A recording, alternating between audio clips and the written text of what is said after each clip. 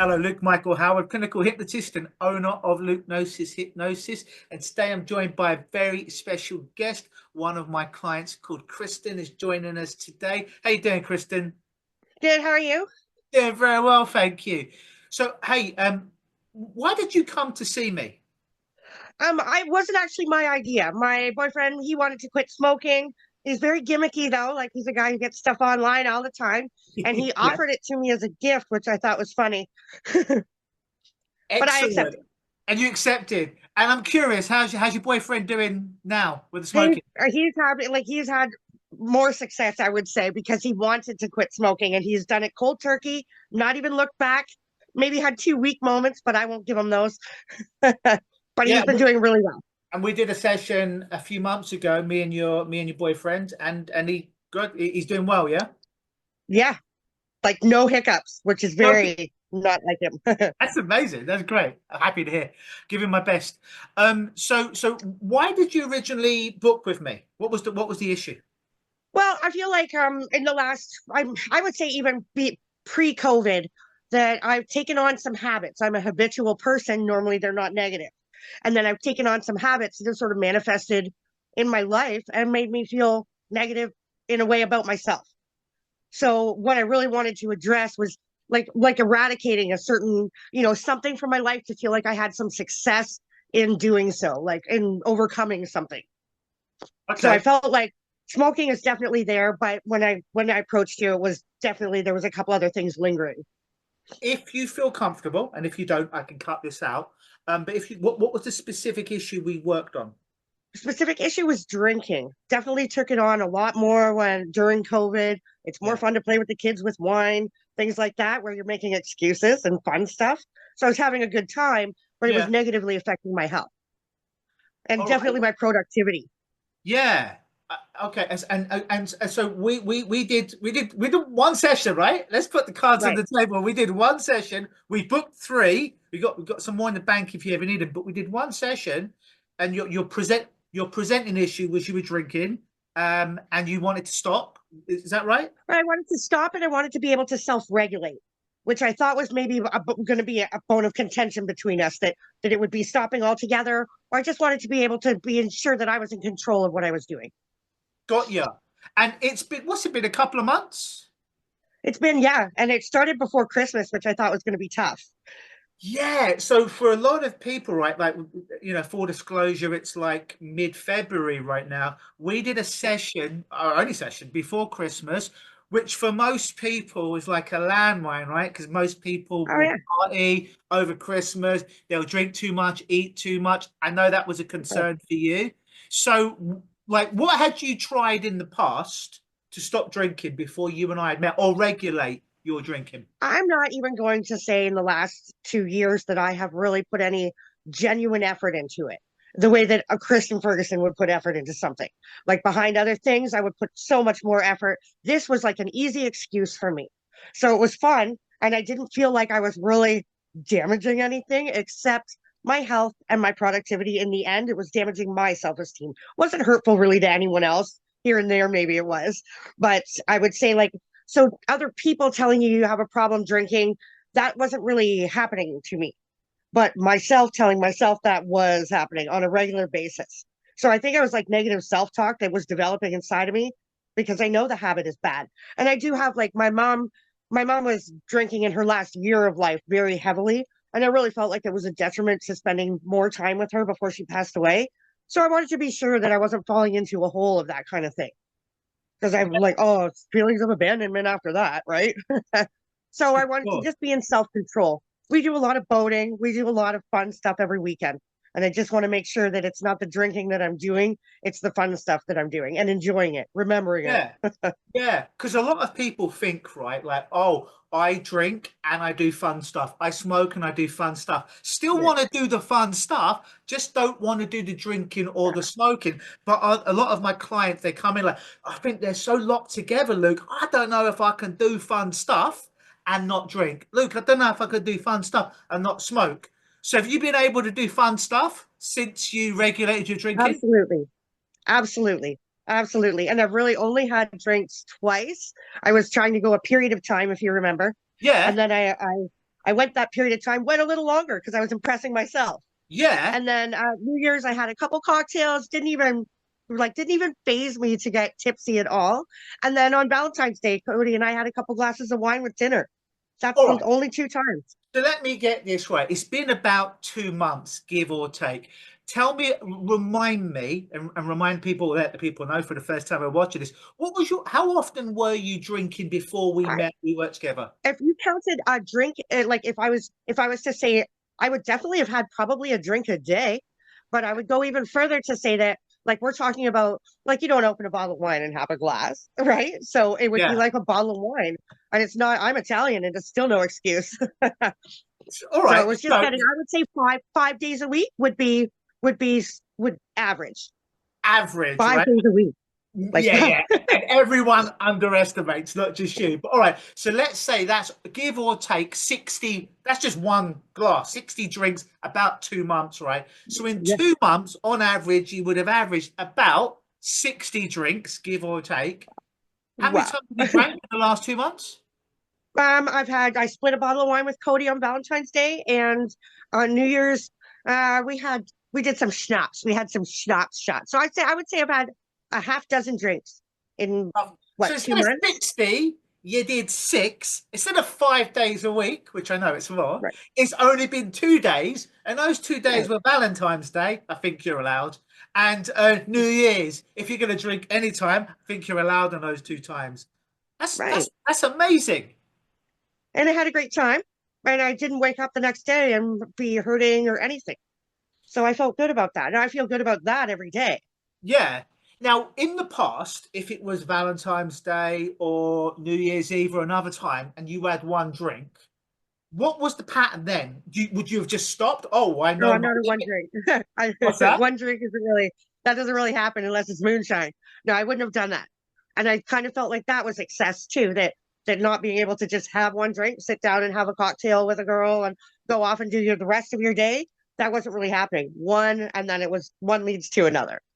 So Well, the habit there, I think that's the thing, is the self-regulation or self-control that I was lacking more. you brought this up earlier, and I've been doing this. I've been in this game for 25 years. When I was a mere pup getting into this, I was like, it's all or nothing. If drinking's a problem, and you hold your hand up, you're like, Luke, help me. I'm like, I can help you, but that means we have to get you off of it completely. And to hand on heart for a long time, hands on the cards on the table. That was the only way that I worked. But then it was about 12 years ago, give or take, that I realized not everyone's like that. Some people do want to continue to drink, but they want to do it in a way that they're regulating themselves and they're doing it in a responsible way where they're enjoying it, but they have one or Right, two drink and then they're okay to stop it and right. go about their business. And oftentimes, the stopping forever or for a period of time is not the hard thing. The most difficult thing is like, I have a problem with drinking and now I still want to do it, but I don't want to be drinking X amount of drinks a day. I just want to drink one in a blue moon, New Year's, Christmas Eve, one or two, and then be done and be Yeah. cool and still do fun stuff. That's the hard stuff. And you did it. Yes, that is, yeah. But it's like, because you want to separate yourself from saying I'm an addict, but I have an addictive personality. So no matter what I do, I'm going to try to do it as best I can, even if that's drinking. Yeah. So in that way, I also I don't like the image that it presents the other way. I have kids and they're getting older, old enough to see, right? So if I have a spat every time, like if I have a spat with Cody every time I'm drinking wine, that's something that they're going to put together. And Yeah. I'd rather them see that, I'm just right and that's why I should be fighting. So it But wasn't, it like was, yeah. the image that your kids see is like they'll say they don't want to be anything like you. But I always said that about my own mother, and that was my main concern, is that the particular things that I think people remember about her that I wouldn't want them to. They don't remember all these great years before a year of drinking kind of did her in. But Yeah.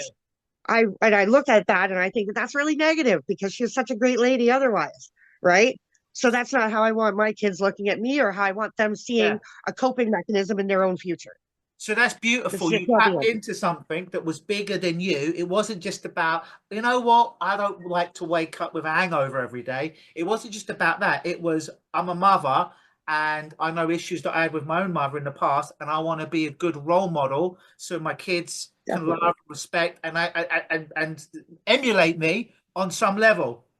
And I even think this part of it is something good for them to see, for them to witness, getting some help and then going through the motions of doing it, making sure that you're doing the work and not just, listening and pretending to do it, right? Actually doing the work was the good part for them to see. Everybody was cheering me on because they do know I love cocktails. Yeah. Oh, you got me. I'm busted. That was my secret ploy, is to get these videos with my clients after the fact, put them online so everyone sees, and so you can see. So it's that signpost, it's that flag that you've posted that you can always come back to and be like, oh, I've made a declaration here. It's bigger than Yes. me. And when you do something that's bigger than you, it's like, ah, not only I can't let myself down, I've come too bloody far, and my flag's planted, and everyone can see. Yeah, Yeah. And so that's my genuinely, I'm going to say this for my feeling about it is that I don't think about it anymore the way I used to. I don't it's yeah, not on my mind the way it used to be.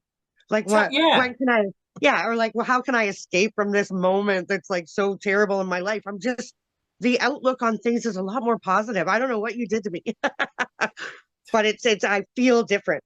I So feel you're different and telling I didn't me expect them. you don't even think about it that much anymore. No, no, not at all. And how long was this a problem before we met? One time. I'm gonna say to you to your face, I'm gonna go with 5 years. Because if we go back COVID, and then when I lost both of my parents, it really got to be a problem then. And it was really like idleness at first. I wasn't working because we were doing the will and things like that. I wasn't working, so I wasn't as busy. And then it became a manifestation of my everyday. And I Yeah. just didn't like it. I put on weight. I've lost like 17 pounds. I feel like a Since we kid met. again. Yes. Wow. I'm And not we weren't kidding. even Yeah. working on that consciously. So Yeah. not only did you stop drinking, your life's so much better, and you lost 17 pounds. Right. So then I feel good too. Like the smile on my face is genuine every single day, right? That's So it's like amazing. it's been a very eye-opening experience with you. That's for sure. Because my Wow. eyes were not open, if you recall Yeah. our first session. So that brings me on to my next question. And you could be completely honest. What did you think of hypnosis, coaching, what I do when before we first met and coming into the first session? What was your honest belief about this bloody thing called That it hypnosis? wouldn't work on me. Definitely that it wouldn't work on me.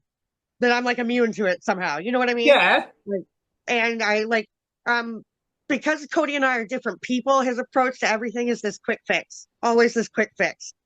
And sometimes, like the opposite is just as bad because then you don't try to fix anything because you're always looking down the barrel of a shotgun. Where this guy's got a quick answer for everything.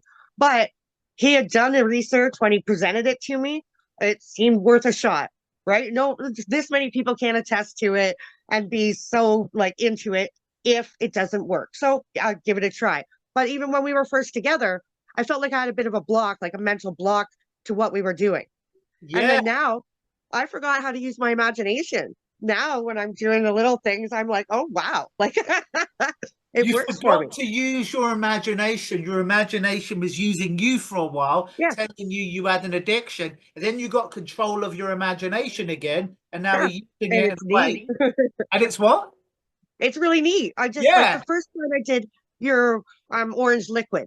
So the first time I did it, yeah, I felt different or weird. But the second time, I actually felt what was happening. Like I felt the tingling in my feet, moving up my legs, and I'm like, this can't be real.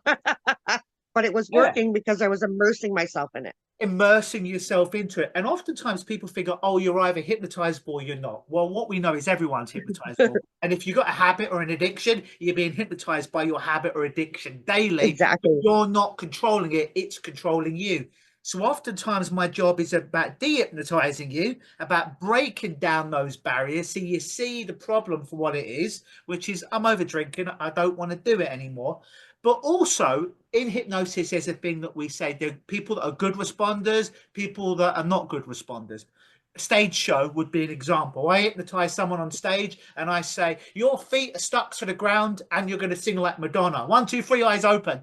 And their feet are stuck to the ground and they sing like Madonna or what they figure Madonna is.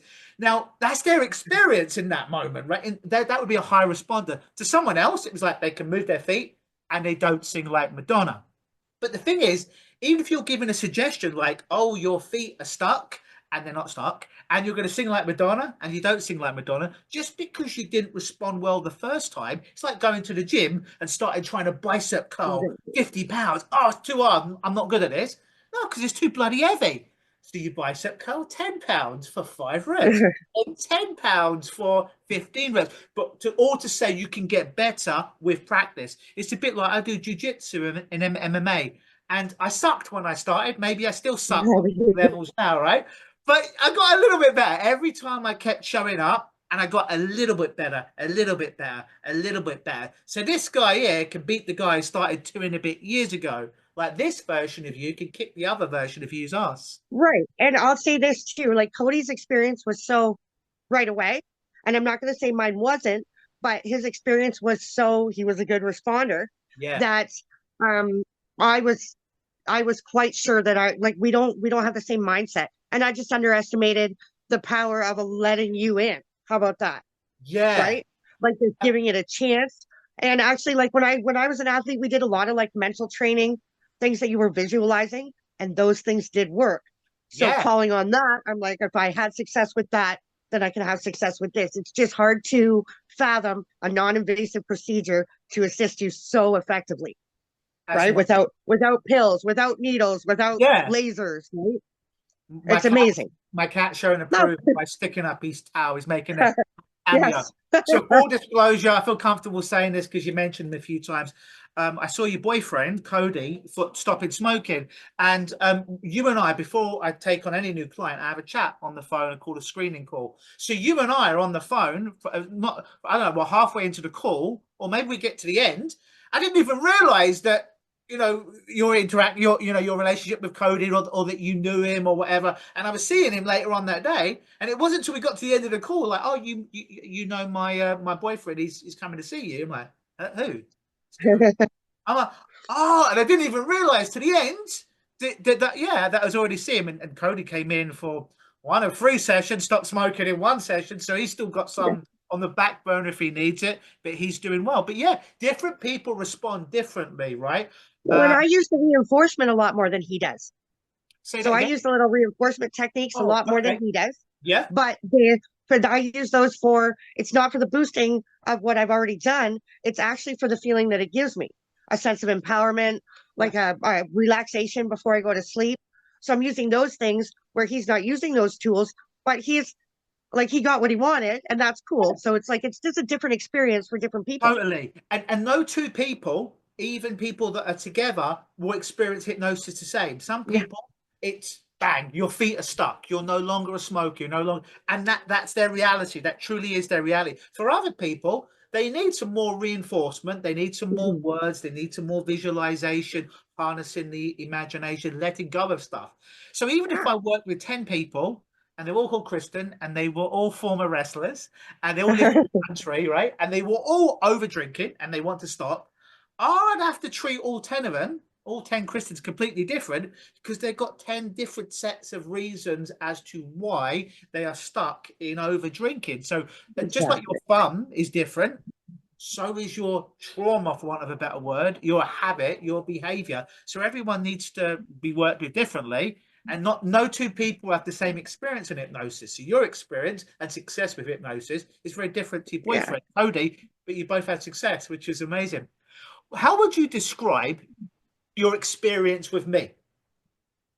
I like absolutely like it was life changing. This has been life changing. And I say that, well, I don't know if I've ever said that before. Partly because I didn't buy into it at first, and then I did give it a chance. When I came out of our first meeting, what a emotional experience I had. Like and it wasn't like outwardly emotional. There was something going on in here. So I went off and had my day, but I Yeah, was very Like I felt the whole day a little spun, but addressed it in that way that I'm like, wow, some like, that you were able to get in there somewhere in Yeah. this mind boggle, right? Yeah. Sorting some things out. And it was motivational for me. And I felt like when I asked you, I said, like, you said you can't motivate me, right? And that's true. Yeah. But inspiring me to do something that helped me be self-motivated, Yeah. put some faith back in my ability to change my own life. Yeah. And that was like, I haven't felt like that in about 5 years, That's right? amazing. So Yeah. I've just been letting it go and drowning it with peach schnapps. And now I feel a lot more empowered to just, I don't know, seize the day, right? Like it doesn't, the anxiety of the day doesn't affect me nearly as bad. And like, I don't even know how it was affecting me before. I'm just not that guy, which is why I think a person like me falls into something like drinking, because then you're just putting it off. You're putting everything on the back burner. So I felt like it was a sense of empowerment. Yeah, and that's Different. for me. That's what hypnosis is and change work. It ain't about me coming into your brain if I could and removing and doing all the work for you. Because how could I? We're doing it on Zoom. We're not even in the same bloody room, right?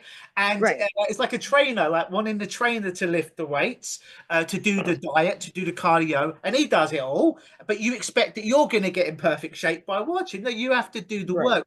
But if I did all the work for you, there'd be no empowerment because it'd be like, oh, Luke fixed me. Not Right. that you're broken, just a metaphor. Been a Oh, long Luke time since I waved his exercised my mag- brain. yeah, Luke waved his magic wand and did it. No, I did. All I did was I empowered you. I gave you the tools to use on Yes. yourself in a safe environment. And you're a smart woman. You picked up the tools. You were motivated. Well, You and were I feel inspired. like now they're tools I have. So it's not Yeah, just drinking. It's dealing with the anxiety that was leading to drinking or the whatever, the sadness or the loneliness or whatever it was that was leading to drinking. And I have tools to deal with that now, as opposed to using yeah. my mug as a tool. And the problem is never the problem, right? The drinking was a symptom, but like you just said, there's anxiety underneath it. There's sadness. If we just stop you from drinking, it's just about putting a band-aid on the bullet wound. It'll Yeah. come back either as drinking or a worse problem, illicit drug that you're using, because that sadness and anxiety is untreated. We've got to get to that, clean that up, let that go, and then the Hmm. problem magically disappears. Yeah. I think my mom would be really proud. Sure she would. Sure she would. How do you feel after our session? It's been 2 months. How do you feel now? I feel great every day. Like I feel better. Like especially like losing weight, just having a more of a like an attack kind of approach on a day. Instead of getting up and like having to fight the morning, I'm not fighting the morning anymore. And we've had, oh my gosh, we've had measles outbreaks at school and kids Okay. that are home, kids going off to university. And it's been the best start to a year I've had in a long time. So it Wow. was great. It was That's perfect. amazing. It Now, was just what I needed. thank you. Well, what do they say? The teacher shows up when the student is ready, right? Yeah. So, Yes. what would you say to people out there that are watching this and they want to quit drinking or some kind of addictive behavior, right? And they keep putting off, oh, I'll do it tomorrow. I'll do it next week. I'll do it next month. And they're on the fence. What would you say? And they might think this is a scam. They might think you're an actress, by the way, and I found you on Fiverr or the local talent agency, right? You're not an Right. actress, right? Not at all. No. No, Um, I was a bartender for years, so I was a good actress, but not yeah, anymore. not anymore. I what would I Well, tell people? yeah. I would tell people to give it a chance to actually invite a non-invasive procedure into your life because it's more I think the longer that you go and you convince yourself of things, the more convincing you become. So that side of you is just very like it's dominating. And I'm a Gemini. I have two personalities, but particularly that one that was go have some fun, girl, like blah blah blah, blow it off. That girl was winning all the time instead of dealing and coping. And coping can't if it's detrimental to your health, you're not really coping with anything. You're only making it worse. It's like it's a negative spiral. And once you recognize that, then it's just one more step. And I think entrusting that step to a person, to a professional, can be difficult. Like stop going online and finding pills and potions and things like that. And I would now definitely and have been a very big advocate of actually manipulating your mind because it is your mind in the first place. And who knew, right? My mind is perfect. Yeah.